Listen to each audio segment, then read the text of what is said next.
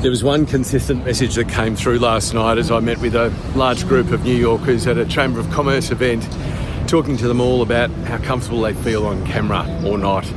And consistently, it'll surprise no one, that everybody there talked about two things: feeling a sense of not really knowing what their story was that they wanted to share when it came to going on video, and also that real sense of kind of terror when you're being looked at.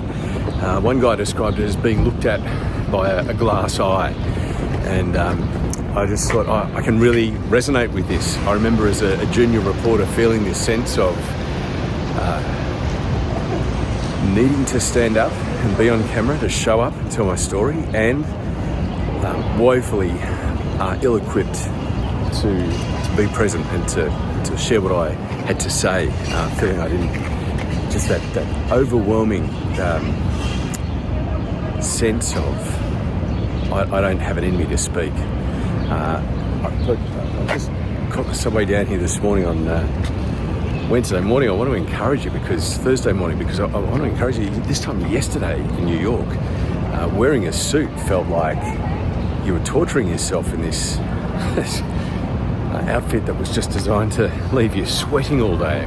And yet today, it's a very different story, much cooler, a lot more comfortable. And that's exactly the transformation that we see happen with people that come to Project V for coaching.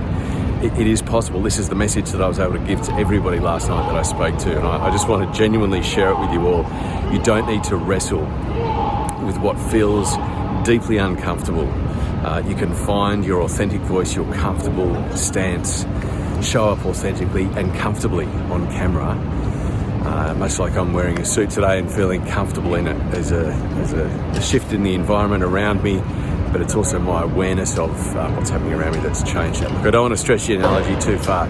All that to say, don't let this be the thing that holds you back. And you know, there is a really beautiful dynamic that shifts when you embrace this idea of smartphone storytelling.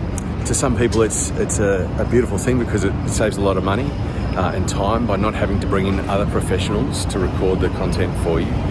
But there's also a wonderful dynamic shift that changes when you're holding the phone, you're hitting record, and you're showing up when you're ready. It's a big change.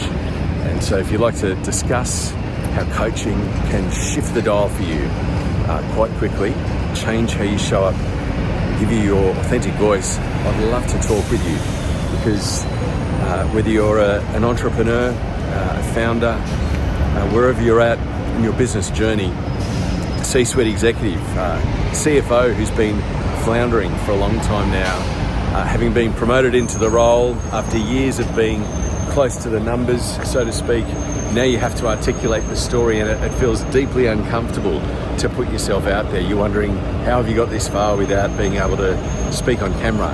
Don't let this be the thing that slows down your impact, that keeps you invisible, irrelevant, in the shadows. Friends, we all have a story that's worth sharing. I just want you to hear that. You have a story that's worth sharing. What your story is today is worth sharing, and you combine your story today with your purpose, your vision, your values, you're going to have a disproportional impact on the planet just by having this storyteller mindset.